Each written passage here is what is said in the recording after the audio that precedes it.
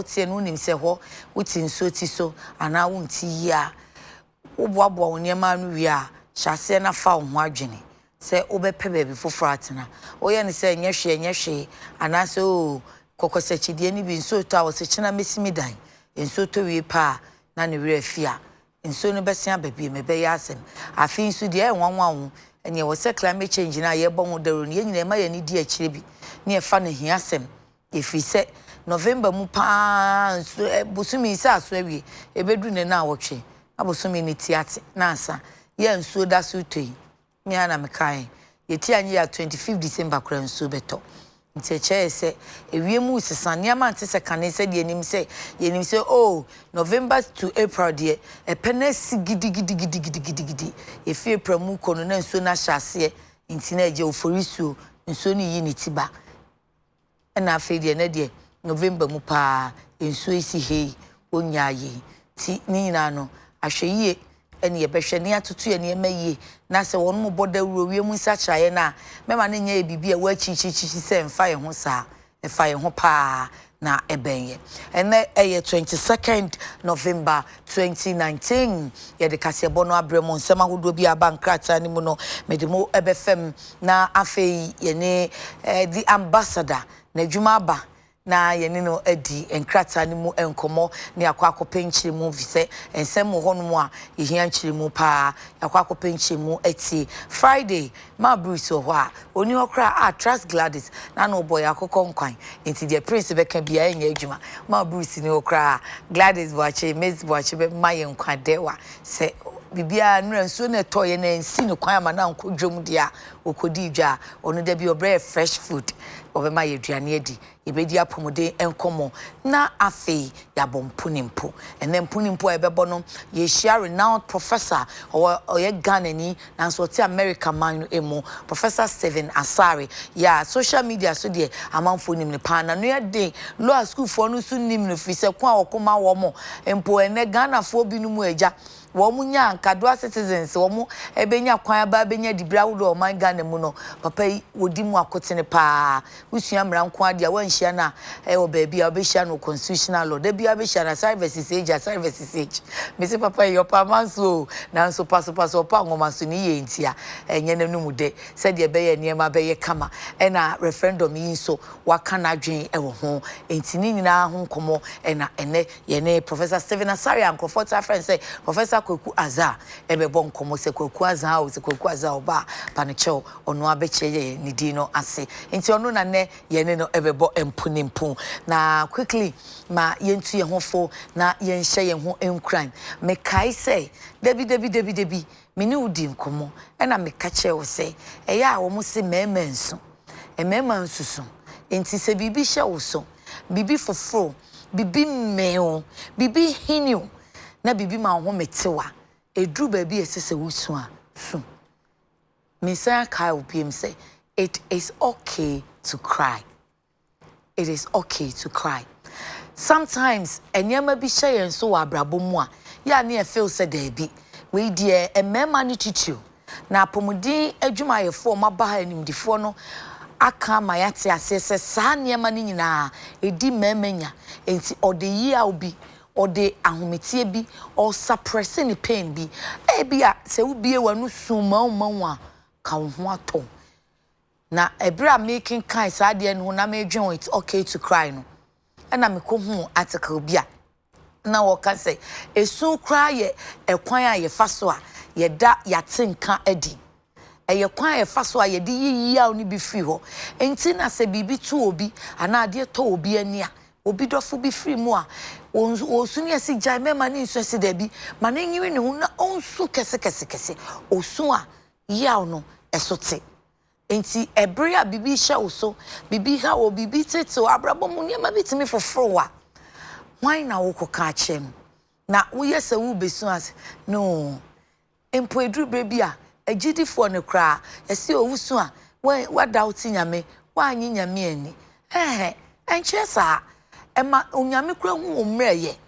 se Awurade afedi aye din amame Awurade brem enti when you cry it doesn't mean that you don't trust God or you are doubting God. You are only exhibiting your weakness as human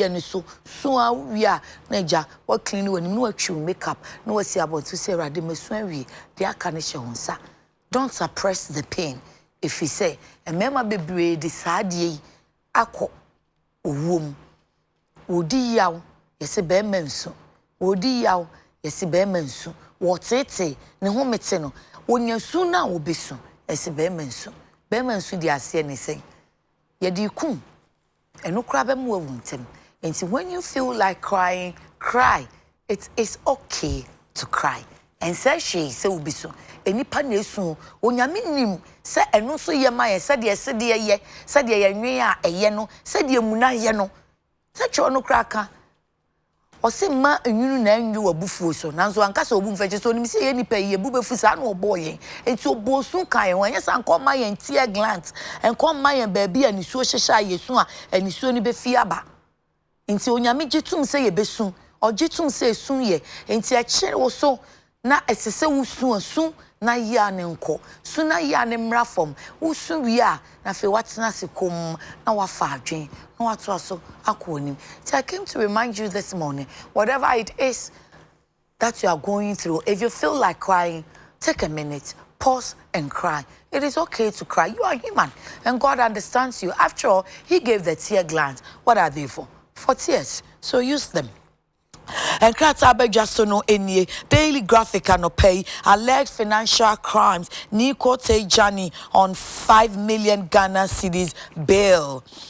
Kapa utilizes natural gas to reduce costs, and then Auditor General sues Yoko over investigations. Graphic says it tops the GJA Awards. Let's switch. The awards ceremony is coming off tomorrow. Yes, Saturday, 23rd of November. Congratulations, Daily Graphic. If you top the list, even if you didn't top, you still deserve an award. So congratulations. Back page of the Daily Graphic. Vice President cuts sword for Cape Coast inner city roads. Anglo Gold Ashanti female employees support Noguchi.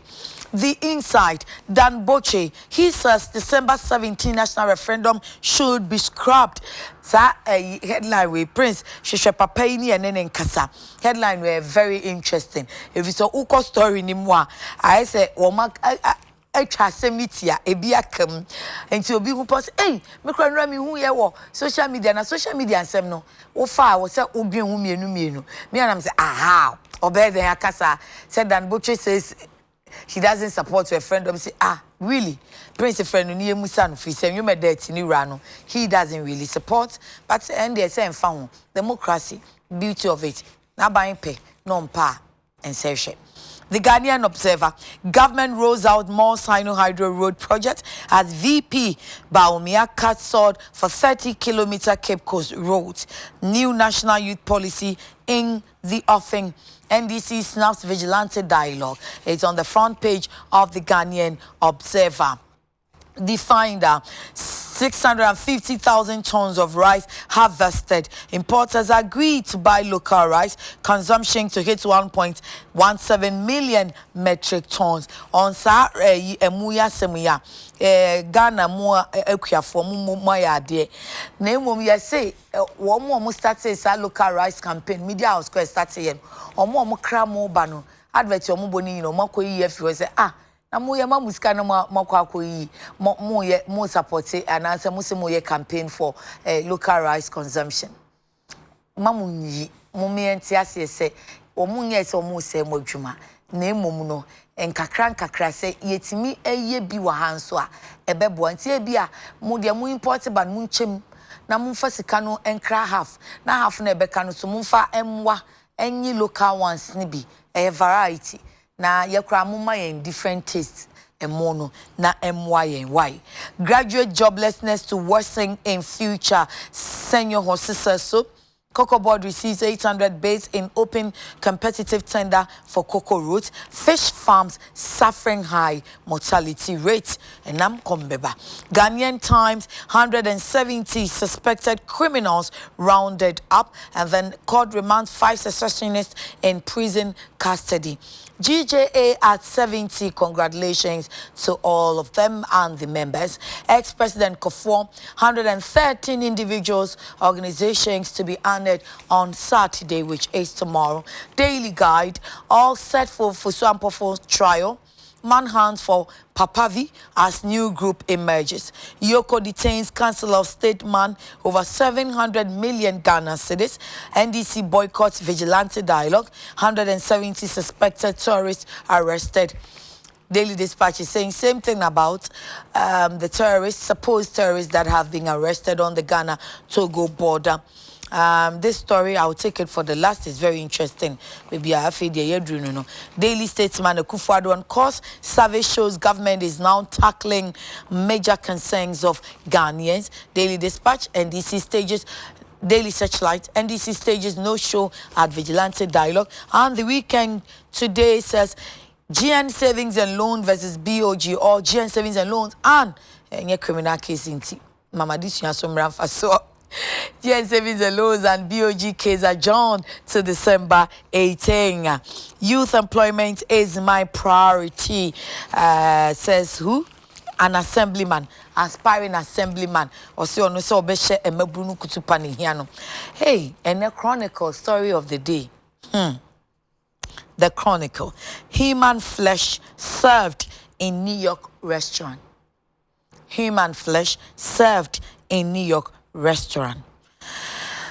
Ampar blames AG for failing to nail secessionists and confusion over which ministry issues versus blows in parliament over free SHS, all on the front page of the Chronicle. Nemum eni panama yet ton ye di nu aduane ama nkrofo adi wa America yi enam si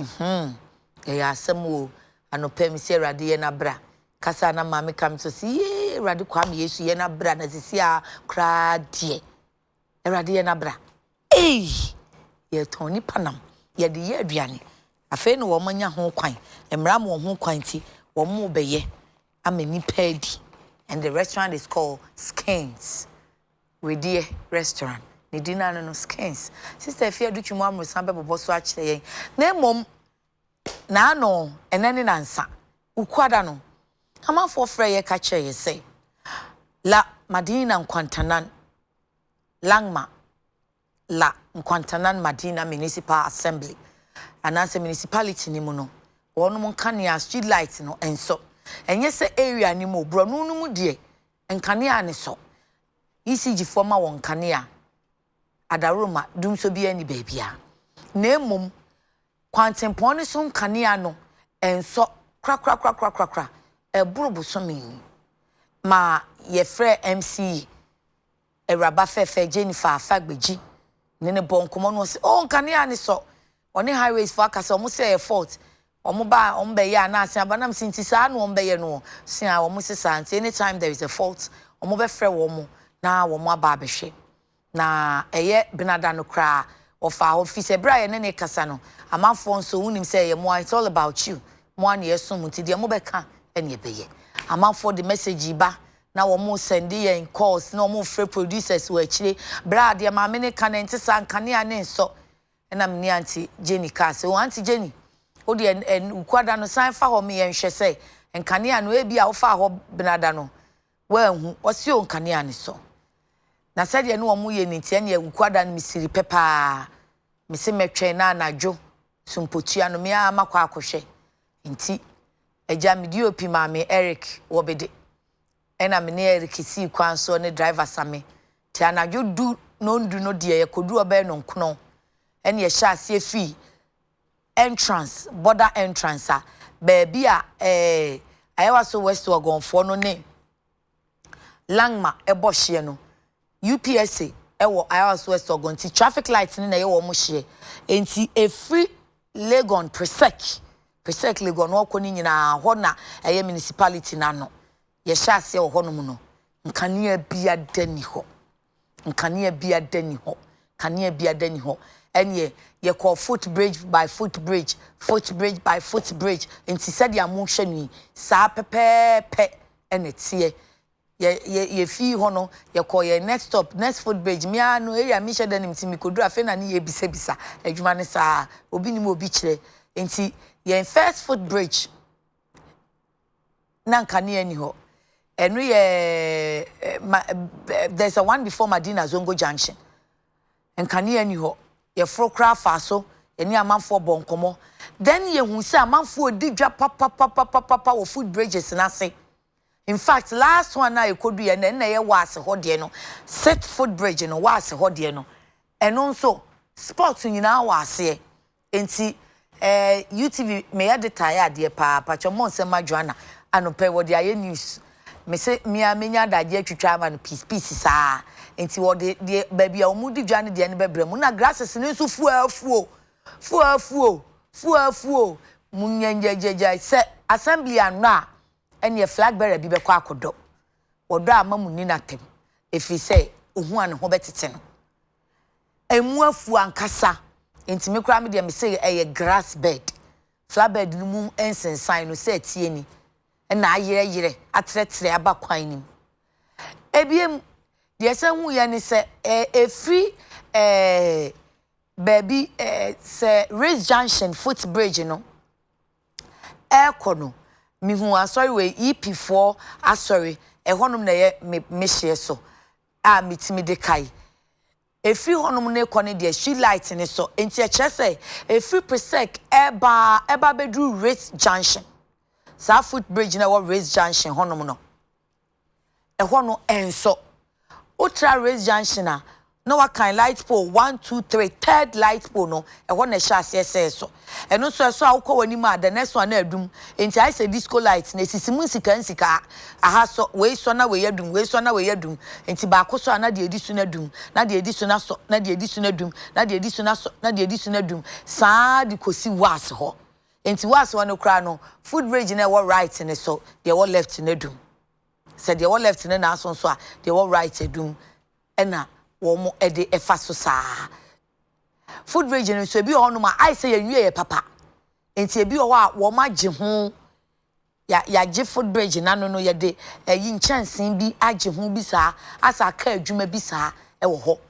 ebi ye hu bola ayemma that's been si wo drop your letter here or ma drop it ama ayemma hu se nwura no tete ho ye nya nhwie ye enti e chese se ade a chen nre wo ma nkofa ene ye drop no mo de beto fom enti wo matu anamompa nanso na ye kwasi kɔ na ogina nkwantia enra nso ende mia mantumi ankɔ na emom minya wodonfo bi na me ne kasa ono kra ne kasa esan frem kasa sister nkane anenso ahwefo na abi enam si o ene e bra enra ehwote sen osinso ni to ye kra de ne kankan enkane no ya nso kra ampa ye sound man de guitar nso kofie no wo hwe ye na nso nti ono so eno an say wo twa de to office platform so say enkane ani nso ene esian enti prince frɛ auntie Jennifer maye ni emusa ne say ye ntimi hwe ne saa kwa ye ntimi hwe ne saa kwa fort ne de ya tiabre. There has to be light on the street. There has to be light on the street. Auntie Jennifer, MCE, Langma, La, Nkwantanan, Madina Municipal Assembly. Meraba fefe. Ukwada na ye no kasa ye na wo senkania ne so no. Mami wani die mu. Ye kɔ ho enkania no enso. Enkania ne enso. Na food bridges ni so esuma nkasa. Enkania ni food bridges ne so. Se wo hwɛ mu a enkankania no de ewotia ne tia. A food bridge ne shentem mo no ene beso na ahwen ato food bridge ne so ama omo a omo fa so enti se enso a esu nyina yesum sei kabisi wo bambo omo fa food bridges ne so bambo no oba pa wani die mu a we die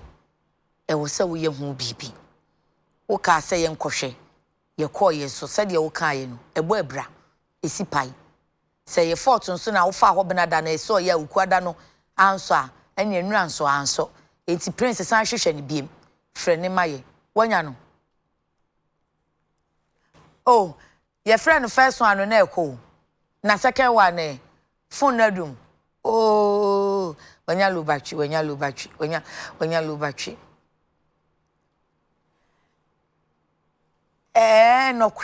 no kre ne phone no dey low battery ana musi enye low battery a parchment na ofie nka hwe ebisu kra na network mame enye se ye taatai o ejampanyi si adijawa ne adi aso awo se waye music chairperson ni municipal chief executive ne danchen se wona wo hwe mansi ni nyina so a eba mpuntudwuma se ya eniema eti sei wa ho ne ebeba na bambo agina tuko nso e wo kropon ni mu no enu ni music no municipal security council no wona wo ye titinani ti we die ye kobisi wo bia enye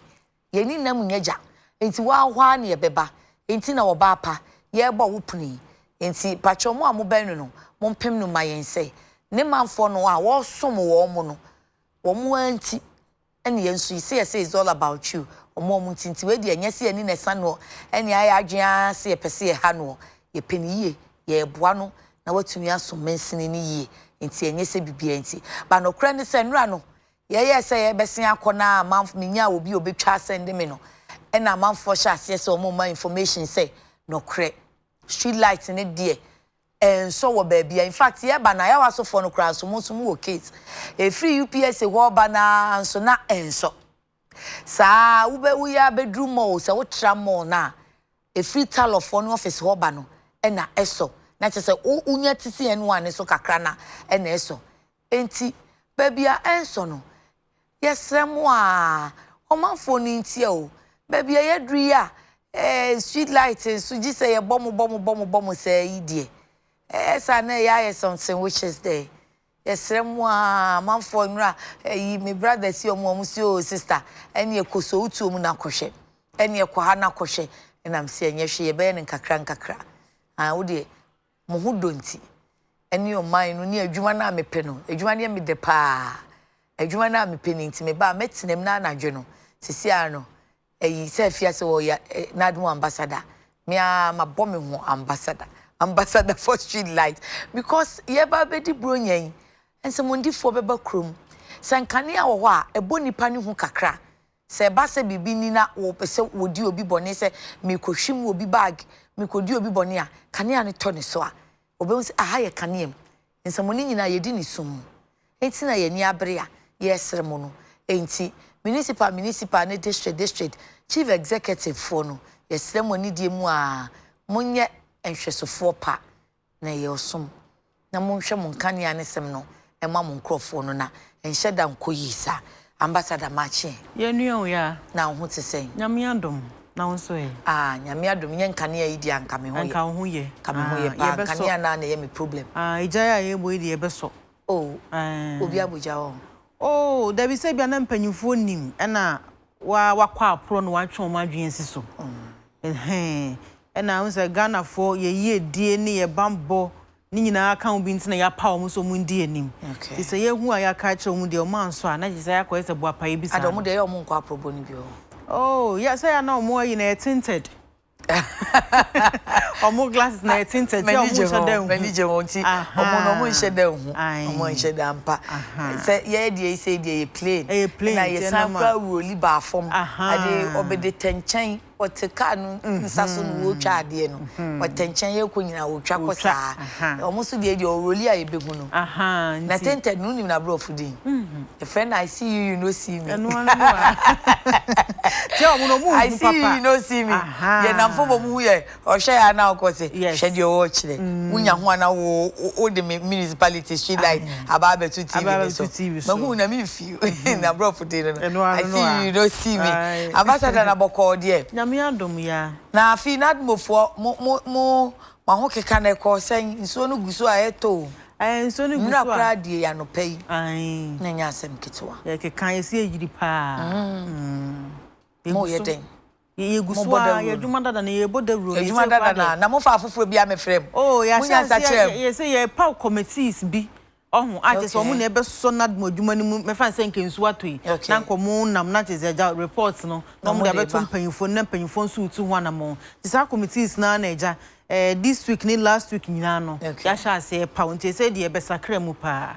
nti nso ni beja na fe na committees na be ye adwuma na oh ya say jaya ye Ghana ha de afi bi ensuo to nti ni kwan say ye tena sema ne sha ase ansa na ya ye unse first no mre bi atwam na nadmofo ye tena se ya me ba be du nsu to bra afna na ye keka ye ho ba say ehu se no ne mmoa nti epebre mu kura ne nadmofo ye adwuma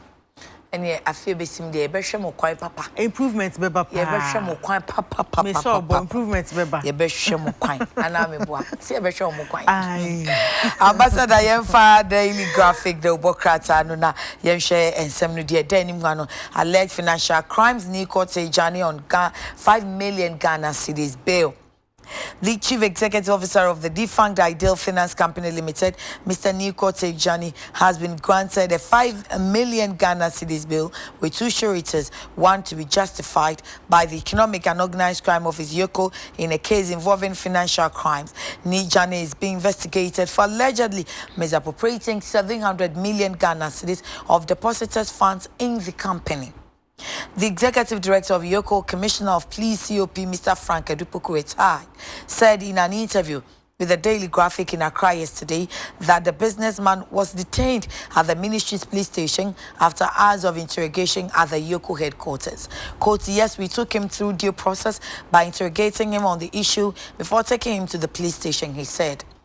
The YOCO boss said the businessman's initial bail documents were rejected because they could not be authenticated. However, Nijani, a member of the Council of State, has denied that he was arrested and granted bail. Let's look at the diversion. Diversion of depositors' funds. Nijani is suspected to have diverted depositors' funds lodged with the defunct Ideal Finance into his personal account and those of related parties. He's unable to render account for his stewardship of the company or explain how depositors' funds in excess of 700 million Ghana cedis were utilized under his management, Mr. Edupoku said. And finally said, we are working closely with the receiver, PricewaterhouseCoopers, for us to recover the funds from his assets, he added. Sister, kind front page. Yo, I was on for Daily Graphic, the Bocratano, and at your day, Esha Siena, Cratan, and him a front page in ye. Our contract for Penia would die a year ID Finance Company Limited at Ura, Niko Tejani, one as they said, Nenam Ewa Passono, Nina, and said, Wabonosubo, as a Juma Konisi Canampo and Crawford customers Sika, bears 700 million Ghana cedis. No, idea, they say, no, why no one I, and Wakuntabona, Quaquia de Papa at the Amano. Amenam so economic and organized crime office YOCO for atun safen or more as say kesem head office atun se misa ho do amane no e bisa ne sika no ho nsem bebre na no achimpo e na wonum sa detaining no ministries police station won match say nya sam keto akra na YOCO mpanyfo chese ne nsem misa ho do de wonum atutu bi de amane na ni nyina no sika no mu hwehwemu a wonum na ochra say wonum amane bill 5 million a chese nam so ama wabefie kakra na manebo no koso kire mu opanyi e ka ne ho asem wo ye member Emma Council of State aha no no de atodwa se da bi enye no kore ese ye kire no asese no yamane bill na ukan krata no ekọ akira wo kira sa 700 million Ghana cedis na ye nkrofo sika no wono ankasa wo divert ya na mpo yifiri adwumako no account mu e de kwoto wono ankasa personal account mu asese amekase ho akontabuo mpo akwa ye wonhunan atese aye din ye pa wono akasa no wodi atodwa se enya no kore esa ye che no enaja yanampo ye detaining no esa to nsem sa hodo man na we ehun nsem ena ba betodwa e wo Daily Graphic the Bocrata no eye krata no anim of front page hono a yeah and yeah page 16 of Daily Graphic na honso Auditor General ni YOCO so den another YOCO story there, page 16 Daily Graphic. Auditor General sues Yoko over investigations. Two of the country's anti-graft agencies are on a collision course which has ended up in court, with the Auditor General, Mr. Daniel Yaudom-Levo, suing the Economic and Organized Crime Office for investigating him and his outfit over certain alleged procurement breaches. Mr. Dom-Levo and the Audit Service have been accused of not adhering to procurement laws in the purchase of some vehicles worth almost 6.2 million Ghana cedis. The Auditor General has consistently denied all the allegations and described the investigations by Yoko as a storm in a teacup. In an application filed at the Human Rights Division of the Accra High Court last Wednesday, the Auditor General contended that Yoko had no legal mandate to investigate alleged procurement breaches against him, any official of the Audit Service, the service itself, or any public official or public institution. Rather, the application, which seeks to enforce what Mr. Dom-Levo described as his fundamental human rights, averred that only the Office of the Special Prosecutor had the mandate to investigate corruption-related offences and that the procurement laws of the country or any form of suspected corruption-related offences. Still on page 16, car power utilizes natural gas to reduce costs. The 470 megawatt car power, otherwise known as Cardinals power ship Osman Khan, otherwise known as the car power ship, has started firing on indigenous natural gas from oil fields in the western region. This follows the successful relocation of the plant from the Tama fishing harbour to the home port of the Western Naval Command in Sekendi, where it has been plugged into natural gas supplies from the country's oil fields and test run. The car power ship, which adds 450 megawatts of power to the national grid, was shut down in the early hours of August 13 this year and set sail to Sekendi on August 15 this year. After 1 month, it is now producing power on gas, relying on gas to produce power. I was on for daily graphic the bucket and if I toss to edu ensia and your demo air crow na nina ni se kratano emuno Katani Muno, ya Auditor General Daniel Yao, Dom-Levo, say na ni abriye pa, was sue Economic and Organized Crime Office, ye Yoko Fuache senya sam ketwa. Ni na ne say, wakoto ashen, 6.2 million Ghana cedis bi. Na abra wakoto sa ashen procurement mra an na waso tumi adi adwuma no. Ankwa anko ba ne sa, wontumi amfa sa mra no anya adwuma. We ana say de hu nsensama ba deja wo memem so Economic and Organized Crime Office Yoko Fuo one asha say mu investigate no na no na owura Dom-Levo dia to dwa say Yokofo no wo mu nhada ni tumi bia eso mbe investigate no and am so am say wogina so asi wo mu wo court chese nya asem keto akra wo chese back procurement ane ho sensema wo mu ni tumi so mu investigate na mum no special prosecutor asade ese back corruption sikadie ne sane man procurement nsema wo mu na do mabam na Yokofo kra de musi musai nam so ama wasi wo mu application of filing ye no ko file mpo wo Human Rights Division Accra High Court na no kwode ya asese no che de o kanyina ne se Yokofo any legal mandate bia ba procurement sensem ho a nam so ama sese de ode ho nsem aba daily graphic do bokata nefa tosu edu ensia achese na ni abriye pass na wo yi office prosecutor ho no na Yokofo maso asem twan wa bra mo so mu ni tumi bia se mo yesa adwuma yi ode ho nsem aba daily graphic do bokata nefa tosu edu ensia okura na no sese de car powerful car power ebebu adwuma ye pa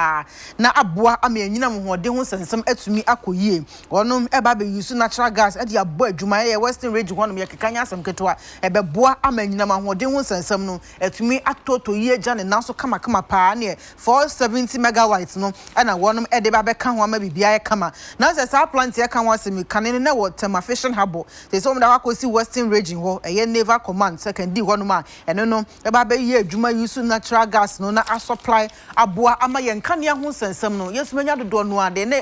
wo ho no ebi ba be ka ho ama aboa magya ne na so ye asa aka pa wonu kwanu se na ye adwuma dada e na ogeze toso edunsu no wonum etum ye se de ye bie ebo adwuma western region e beboa ama natural gas no etumi adoso na fe aboa ma ye nkane ho sensem no so yetumi anya megawatts ne bi ede aka ho Yenfa Daily Guide, manhunt for Papa V as new group emerges. Page 3 of Daily Guide. Security agents have mounted a coordinated manhunt for the man behind the so-called breakaway from Ghana of the Volta region and some parts of the northern and upper east regions, otherwise called Western Togoland, even as another group pops up. The emergence of the new group with the Secessionist project poses few challenges for security coordination and management in that part of the country. The search for Charles Komi Kujoji, aka Papa V, has assumed a heightened dimension following his daring declaration of the country independence of sovereign Ghana, an act considered treasonable felony. The new group, even before security agents and their combing of the Volta region to locate their quarry through tips and questioning of some residents, another group sharing the ideals of the Western Togoland Homeland Study Group Foundation, HSGF, has popped up. Daniel Yevuga, who gave hints of the new group, was on air yesterday speaking about their Western Togoland agenda. He did not leave listeners any doubt about the intensity of their passion to break away from sovereign Ghana. It was a bluff to the security agents, especially the spy community. Now, dear, we move so once and for all, Monsano, move a charge ya, a benyan so I send them up. Moya mu the treasonable most of minimum mo come say treason idie entimi hodi na mo gya wo mo akokora yi so onye na dwen so gya idie wo yi enti de bia na wo masa niama no e koso sa that's why I go for security enti say mo be hwe no maso ano no ma hwe na maso ano prince beka so mo se mo be koso amo mo ko but there be say see Ghana ye adehyeman adanu bi papa bi ba mi ani ni bompu ni mpuma wo kirikiri mu pa se saa niama saa na nya de be ye adwuma but e ba sa eduru bi na afi ha o minor somdwie ene ne bambo ensem ti bambofo mo be so no kua due nya we be wo no ye tu na se enye se ye pressure na akọ na aba na se afi bia na atwiniti ye ti o ko bi ayi niti o mo se yate ye ho atwem. After 19 years, we are one, and together we are. Page 6 of Daily Guide, all set for some trial. The prosecution is set to call its first witness on December 18 in the trial of the national chairman of the NDC, Samuel Ofusu-Ampofo, and a communication officer of the party, Anthony Kwekubuahim. The two are standing trial over a leaked tape that captured how the opposition NDC was allegedly planning to commit crimes in the country and turn around to blame them on the ruling NPP. Among the strategies were the creation of a general state of insecurity in the country through kidnappings and arson and verbal attacks on public officials like the chairman of the National Peace Council, Prof. Emmanuel Asante, and the Electoral Commission boss, Jean Mensah. Application seeking to strike out the witness statement of Listo Ofojo, one of the prosecution witnesses, was yesterday dismissed by the court presided over by Justice Samuel Kwame Asiedu, and he thus fixed December 18 as the first day of the hearing. Sister. Yo, I was for Daily Guide about Catano near day at was on an effect toss me and sign any demo aircraw. So, man for Beckaya and check running bit to just say,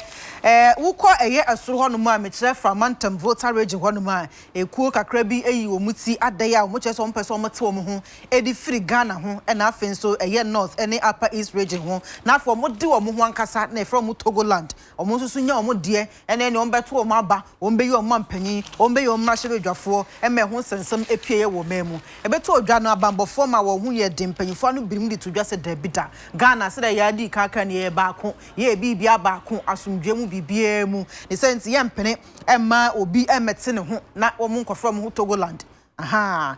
just see one and no quine. Na nipa, na a jawaya no who, anampono or tie chili, artist wine who dadum no. She said the idea, a bambo for Asha see or more rented ding, artist and yasam ketua. Charles come, Kokozi. Any Georgie, yo, Kujoji, aha, or type friend, Papa V, aha, well, no, and as I said, the above fortress or much as here, when the chill quanding ding. Now, say, a new group of business were pie, Aches omo so no the same agenda na no omo so ewo aha say dey ade abambofo wonom ene from antam adehye ni binasha se edinsa wo so nkom twetwen wo sa new group ya ho ase say dey ni ti atwam ane say sa Togoland no panyin ana eja wo ta akire pa eboa ma bibia tuma koso no matuma te omo na prosifo anampa bambofo ahyase a wonom hwe na kira kwan na sa homeland group fo no omo nye group foforo omo wo dada omo na ebribi omukoye t-shirt ni we no kujoji no wono na ye papa panyi pa wo homeland group ni wono wo 85 years no 85 years no no kaso mo che no wo mo che no e na omo de ne koye no mfimfini mo mo ya na omo si o bibia sento no kra de ya na omo ma ne bail because of nimfie no omo de mrantie no di agum e na anu 16 November ya ye memenda no ye se wo ma afre ni power ha abodwa independence ama nika sem ni se wo mo ye di wo makotwe mu no de odi MC de obompa ye wo mo nyina ye fa wo mo emla na so mo tie fia so obi di ni dwumadie no ofre wo se brase a e wo so wo dwumadie no na wo tie ase yes eja utimi kasa nti bra wo se obetua sei no wa charge no akoja nika ye na e ma nika pa mi se obi frɛ wo se be DMC so busam be bompa ye wo ni program ase o so busam ye enye se be DMC o obetua sei no wa akoja ase asempa wo so ho beka fa aka ho bi enti ye homeland group fo na ye ni mo dadaada na abribi wo mo koye t-shirt na omo ye omo sika na omo ye omo te omo boda na t-shirt ni na enti enye new group but omo che wo pani na ite se wo no aye mreti ono wo akiri e na che se wo pia mabunu no yodium ene odi omo ko enti homeland study fo no mo ho wo mo ani ekuo na ankasa no omo ani ekuo na ankasa enti omo nye foforo se Ghana no mu hu so na sese unse sabre no mo shase omo se ye be ko independence no na omo ne Ghana country ase sabre no omo hu se omo meka Ghana wa no omo nkoka Togo for ho no won nti history for be the famous ever question whether to come to Ghana or to go to Togo but the problem was solved mo ka se mo be ba nti omo be ba no ene ye to hie but mo nua bi mo ka Togo mo tumi ko omo so tumi ba omo say omo ka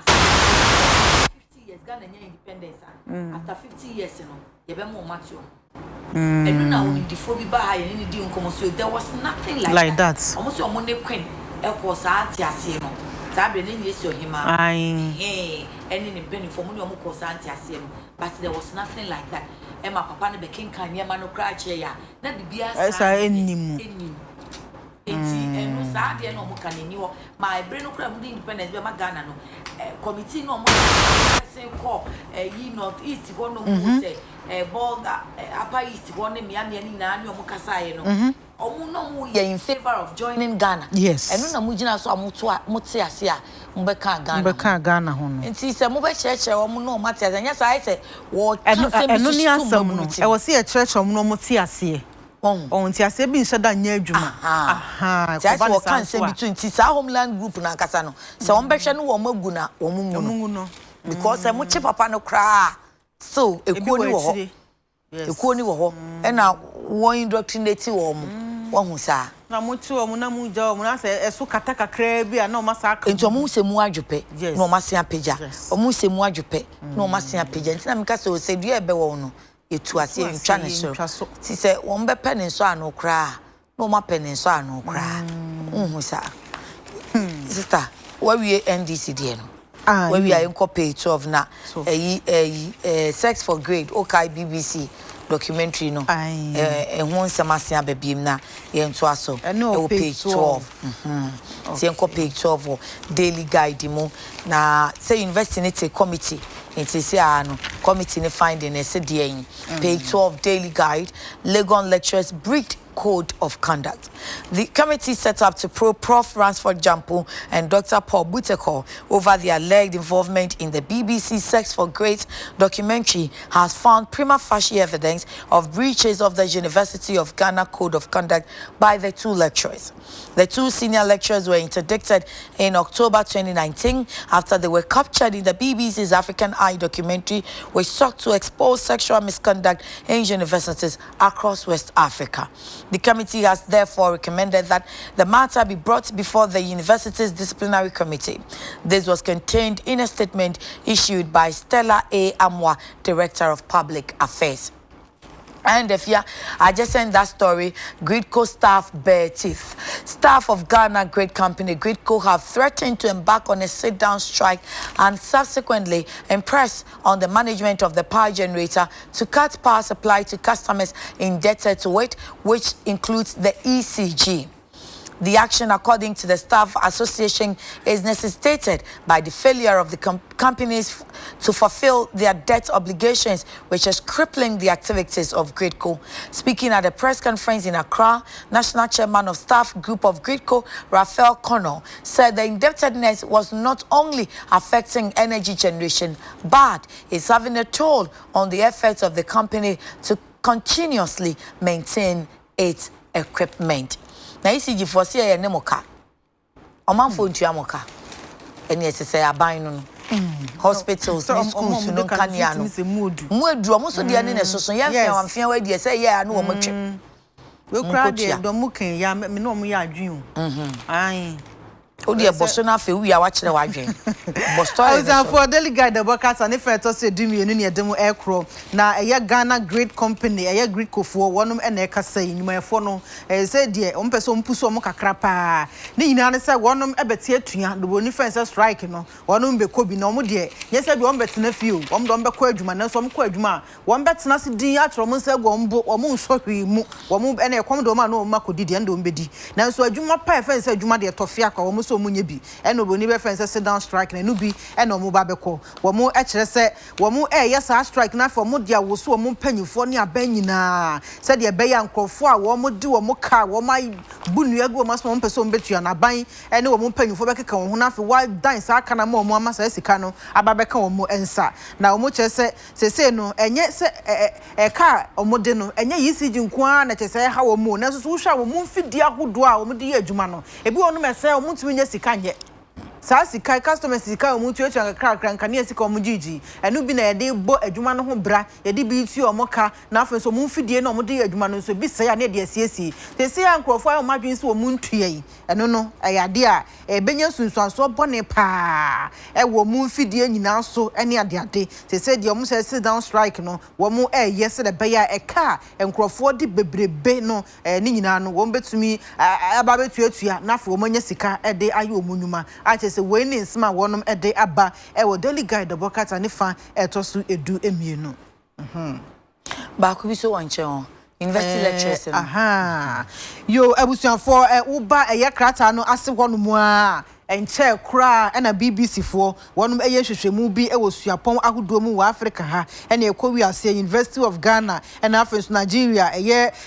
lecturers mienu achechefo mienu wonum ho koka adwamu papa achese nyanya asem ketua professor Ransford Jampo na afi Dr. Paul Butako omo na won koka adwamu ni nyina ne se emaiwa no ye fe bi sex for grade na chese se bi oso wujeja homa na kakra bia na chese ono so aboa ono akọ anim ewo passing mu achese we ne ade ekoso pa mpanyifo mienu ambo mu di achechefo yi wo mo etoteye achese hu sensem baaye na de video de TV so na bi krampo de BBC wa na chese nya asem ketrakra na no kra ko wi ase ema October to 2019 no sa lecturers mienu yi wo mu sinche kakra se nhwehwemu ekoso wote hu committee bi na committee no na sese de wo mu adwuma no wo mu awia ne sa na sese de wo mu chese wo mu de wo mu nsem nyina da eye University Disciplinary Committee no wo de kwa kakoto omanim na baabi a wo se omutumi ekato anampo besa asotwe bi a ne nyina no wo mu ahwe no mu ade ho dwuma achese no so de ho nsam aba daily guide the broadcast and fa etosu edu nyino Ghanaian Times and quickly Emra page 3 na yenya kwame chronicle human flesh in restaurant no page 3 of the Ghanaian Times 170 suspected criminals rounded up. More than 170 suspected criminals including illegal miners and foreigners have been arrested by security personnel in a joint operation along the borders of 5 regions in the northern enclave. The operation, which started on Monday, November 18, 2019 to date and codenamed Kondalugu,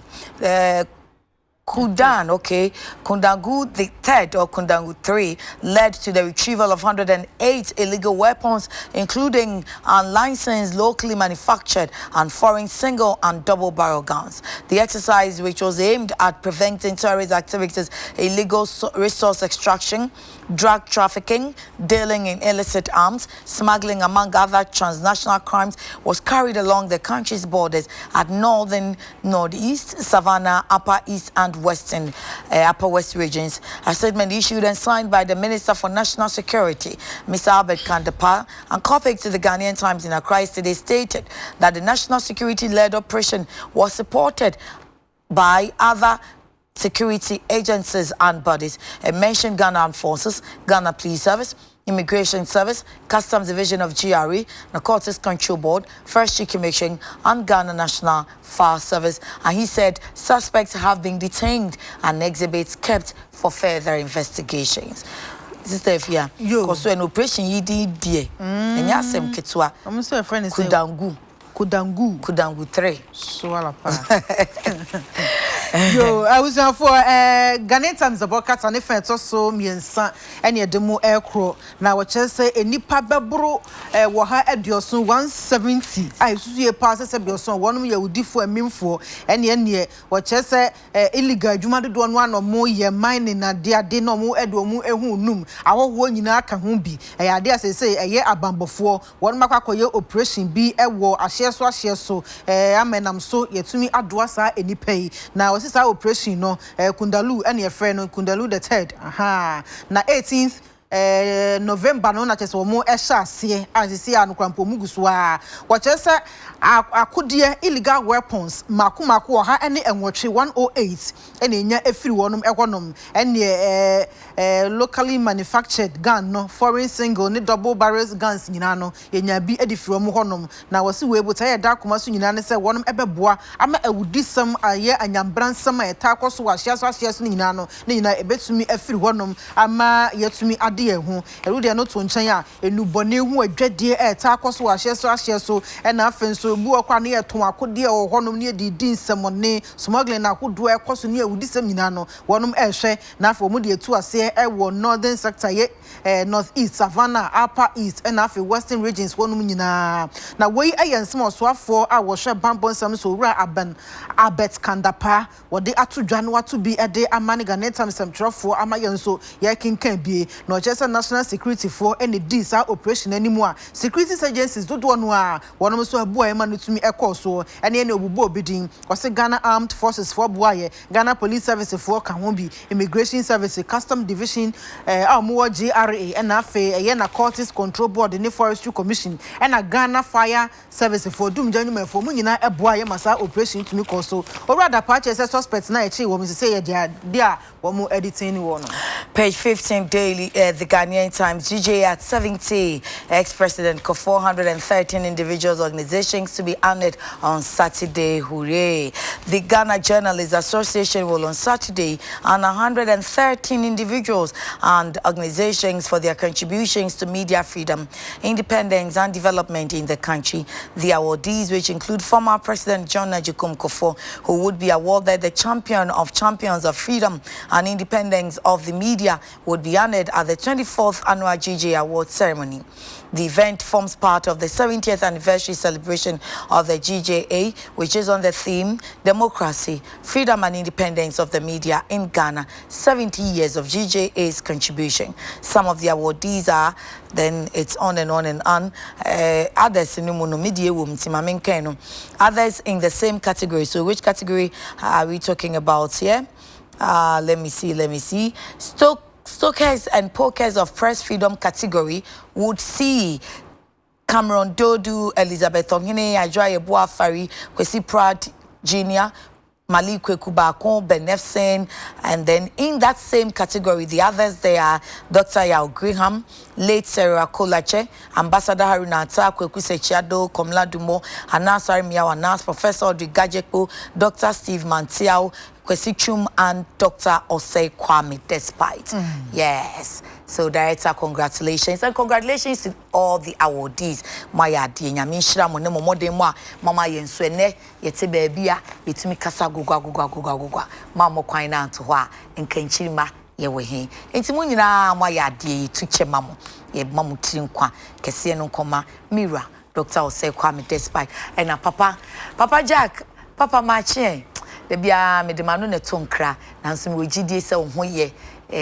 meba meba mechia ebusuafo ni nyina mama Tess na afi nana hema nana ama ene domasi crew no abusua mema mu nyina achi menim sa no pɛ mu hwɛ me pa me tinkra no nti mechia mo menim sɛ mo ho nso eye sister Fia yenkɔe yo for Ghanaian Times the Democrat and if to so edu enum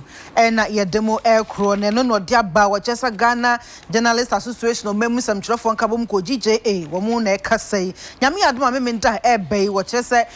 wo mu ye hyehyɛ na empanyufo mako wo ha ne dumiensa 113 individuals a kokko nyina ka mo bia enyumakuo wonom ebebo mabaso ye pa wo adwumaden no omumu a wonom atumi ade aboa masese de media freedom sam kyerɛfo fa hodie ai ene ye mpuntuo nyina no atumi akoso wo omai emu na won e bebo mabaso no mu baako eye kane mampanyi Owura John Ajekum Kofo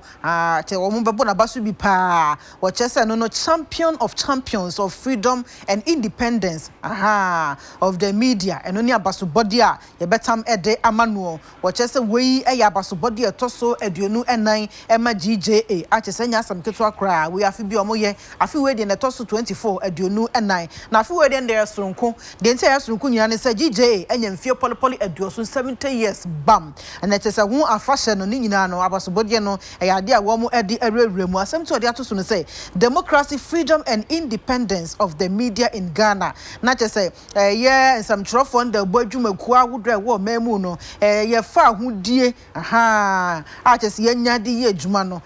no hu na chese wo de akeka ka aboma wo de aye asemti na chese ne ne mpanyufo de bebo bia baso pa 113 ene nwumaku ahodo na de ene gini say ya kase ye papa ye bibia Dr. Osekwame despite ono so aye bi pa ni senti na me adoma memenda baso bode no ya hwehwe bi kama ama na ye de ebebo no abaso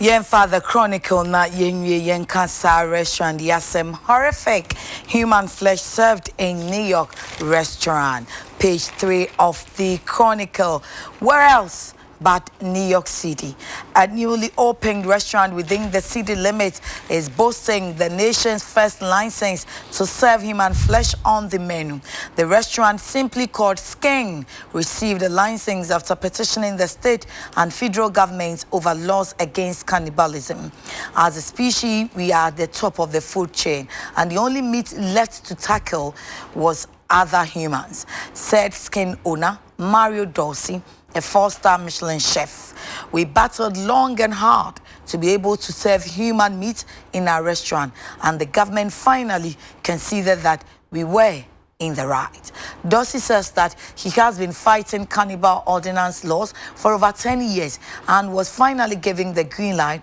after he promised that the meat that was used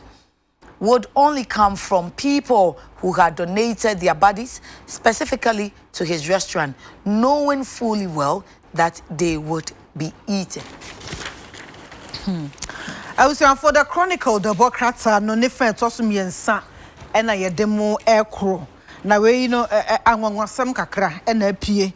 wo America mine omukro ba ko efense New York City mu na ne nyina ne se wa bie edidi bia restaurant foforo kra wo New York wonom edi enda so Skin eno ne restaurant ni edin se dia ya de a wo ko hono mu a na ma ba we ne nyina ye nipa nam pa a wo twini se ma na wo we ne kama ni brusu na so wo hwe ne nyina ne se wo mu kire se no wo hwe nam bie wo wiase ayehwe Nambia nyamesi wo matongu na de ba ko a namba ko a ye nya nweye no nipa nam ne sense mu firi mfie du ene aba na twe ho manso sa America aba na twe ho manso sa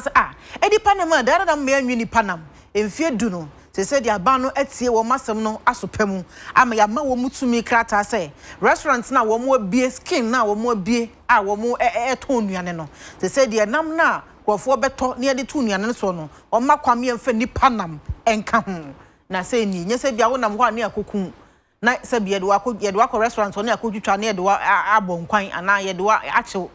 ton nam yi so monso da bi na mom se bia se bi sa wo da ya sabia na wa wo hwe na se nkoye wo bewu wunya nwuye no wa betima fi upem se mi wu a na me to nsa frame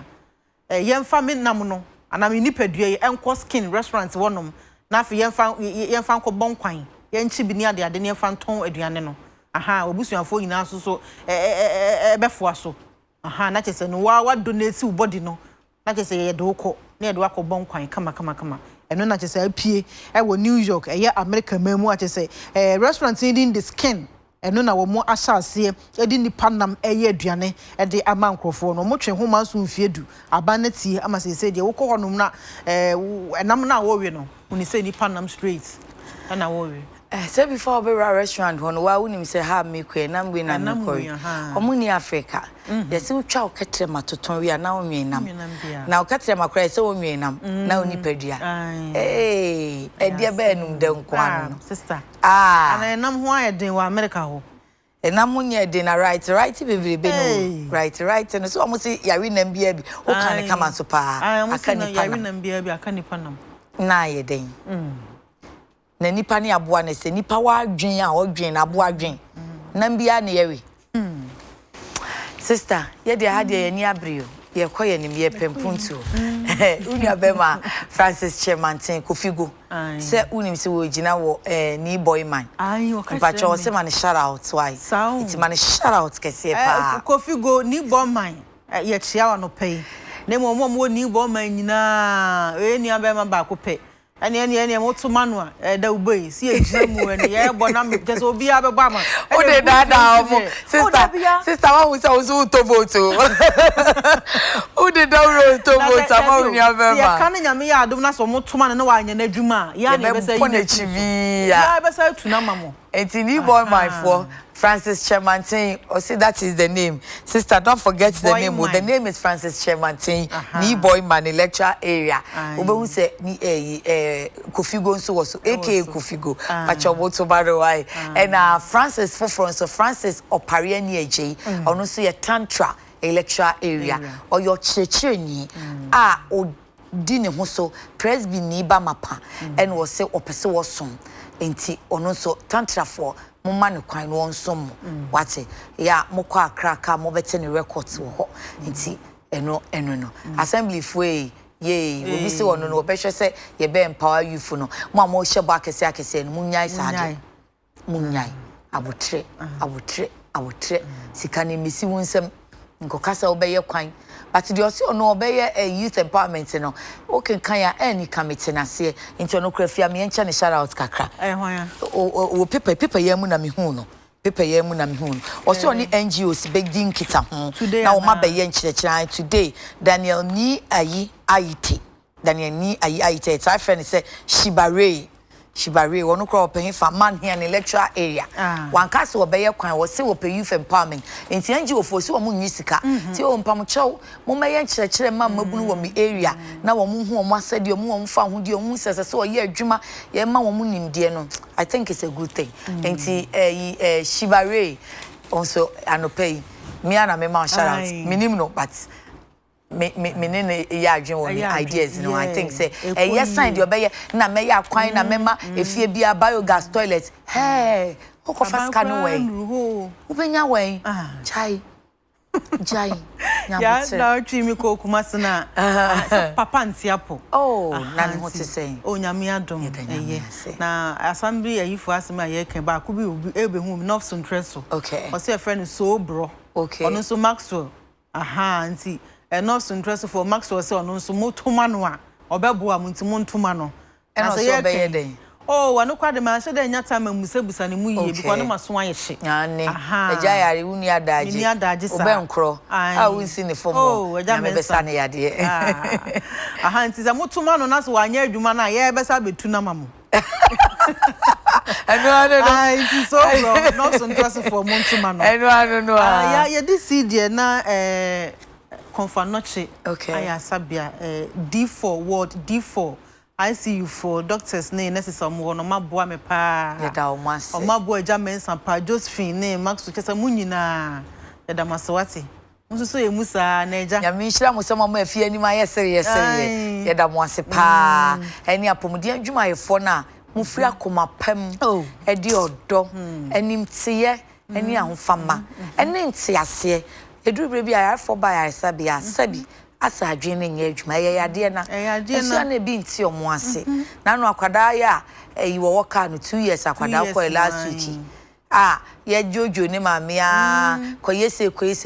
wi ase na akwada ye mu ebi mu nti ase mo amu de mu wakoma pa mo se adwuma na ase no ye da mo ase